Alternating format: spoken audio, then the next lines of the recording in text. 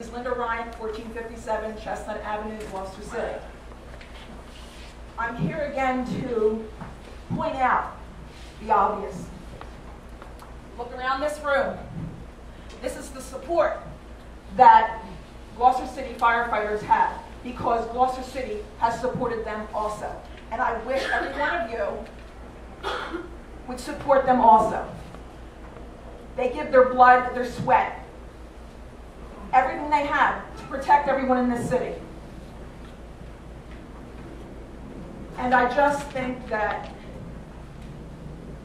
the idea of laying them off because of budget constraints has been in haste. I really think, like I said at the last council meeting, you guys knew that this was eventually going to happen. The country was going downhill as far as financially 2 years ago it started. So if you put two and two together, you could see that you were going to have tight times. You did nothing to stop it. As I said last time, I feel as though you are singling them out. I know there's other departments that have lost, you've laid off or they've retired from other departments that work for the city. But the fire department is taking the blunt of everything. And as you can see, everyone here, we're here trying to make a point not to do it. We, as taxpayers of Gloucester City, know that it's going to cost.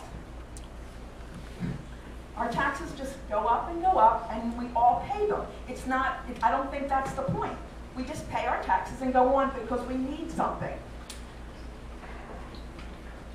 I'm going to say it again. 5 years ago, I lost my son to this war.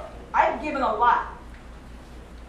Every one of you held my hand and said, Mrs. Ryan, anything you need. I'm saying it again. Please, for me, please do not lay off the firefighters. Our town needs it, our children need it, and I need them. Thank you.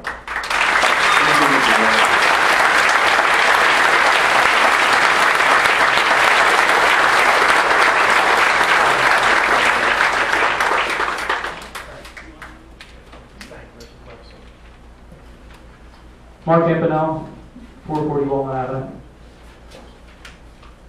In light of having read the NIOSH and FIOSA reports regarding the fatal 4th of July fire, and noting where the city was cited as a result, how can you even consider following through with these layoffs and regressing the department to staffing protection levels to where they were pre-July 4th, ultimately again placing the lives of firefighters and residents at risk?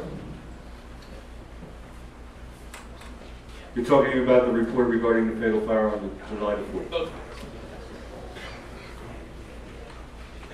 I believe, and you said we were cited, I believe they're noted as recommendations. They are recommendations, correct? That's correct. Correct. And without those recommendations, history would repeat itself, is that correct? Because when that fire took place, I was 19 and a member of the Management Fire Department. And I remember for 2 hours, I laid underneath that rubble of 200 and 202 North Broadway with those 3 dead firemen and 4 other of my comrades. I don't want to relive that. I don't want any volunteer in this city or any other one of my brothers to relive that situation either. So that's why they're recommendations, not to be taken lightly. Also, as you can find on GloucesterCityFirefighters.org, this stuff, we talked about a $1.3 million shortfall in the budget.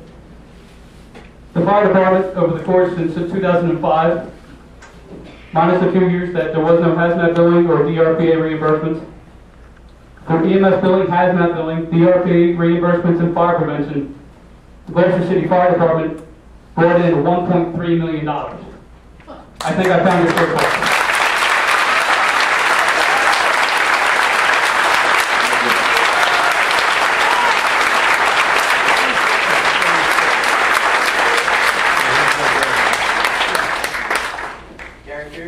Work address 1 North King Street, Gloucester City, New Jersey. I just have a quick question. What's your home address? 333 Glover Street, Woodbury, New Jersey. How come UEZ money hasn't been used to help staff the fire department like in other communities? Say Bayonne, who used our 4th of July report to get 14 firefighters with UEZ money. Actually, this year, the governor took $1.75 million of our UEZ money and left us with next to nothing. Okay, so what about in past years while you folks were in office? There was I believe there was discussion that your fire chief had with Howard and the UEZ committee regarding the purchase of a fire truck. Is that correct? I can back on that. I'm not really sure about the purchase. I understand quite a number of our fire trucks were purchased through bonds through the city. They've all been purchased through bonds. Okay, so if it's bonded, And we're still paying debt service on that. okay, I understand that, but you're saying that a fire truck was purchased through UEZ. If it was purchased through UEZ money, why was it bonded?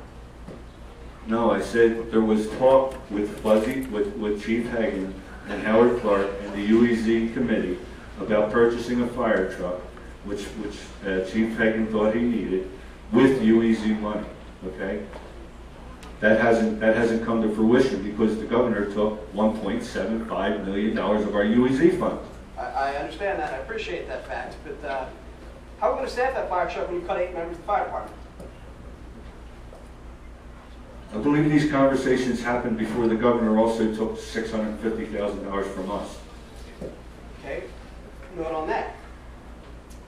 Why were you relying on state money that may or may not have come? Believe it or not, that state money is pretty much guaranteed. Okay? Not anymore. Okay, once again, I know when I do my books at home, I'm responsible for the budget of what I know I have coming in. It's great if I get a windfall. Why didn't you guys prepare? Let's call it anticipated revenue. Okay, fine, whatever you want to call it. Why didn't you guys prepare the budget minus the money that the state was going to give you?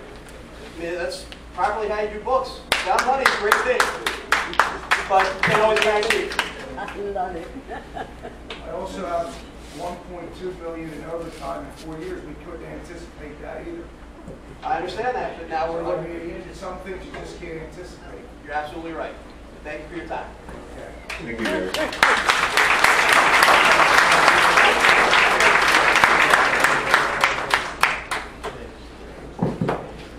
Good evening, my name is Jim Smith, 16 Hope Course Road, Seaville, New Jersey. Excuse me? I don't know if you got that. Jim Smith, 16 Hope Course Road, Seaville, New Jersey. I'm the Southern District Vice President for the New Jersey State FNDA, and I appreciate the opportunity for the speakers tonight on behalf of members of Local 51 and 251. It's hard to believe that less than 8 years after the tragic 4th of July fire that took the lives of 3 firefighters and 3 children, that this city is making such a drastic cut to such an already bare bones operation.